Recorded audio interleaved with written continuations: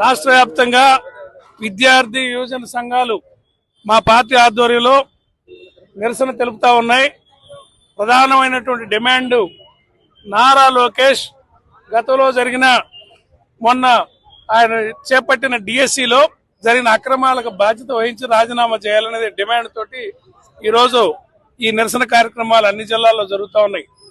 ఏమాత్రం బాధ్యత కలిగిన విద్యాశాఖ మంత్రి బాధ్యత ఉంటే చంద్రబాబు నాయుడు గారు మీ పుత్రరత్నాన్ని మీరు తెలివైన వాడు అనుకొని పిల్లల మీద ప్రయోగం చేస్తున్నారు.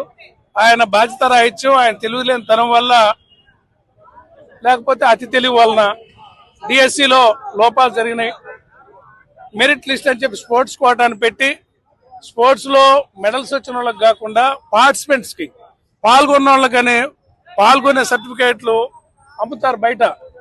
ఆ బయట సర్టిఫికేట్లు దొంగ సర్టిఫికేట్లు తీసుకొచ్చుకొని ఉద్యోగాలు ఇచ్చి మీ పార్టీ కార్యకర్తలకు ఇచ్చి అర్హులైన వాళ్ళని మోసం చేశారు. కాబట్టి తక్షణమే లోకేష్ ధర్మేంద్ర ప్రధాన్ ఏ రకంగా అయితే బాధ్యత వహించి రాజీనామా చేశాడో అదే ప్రకారంగా లోకేష్ కూడా క్షమాపణ చెప్పి మోడీ చెప్పినట్టు చంద్రబాబు నాయుడు జాతికి క్షమాపణ చెప్పాలా, లోకేష్ రాజీనామా చేయాలని మా డిమాండ్.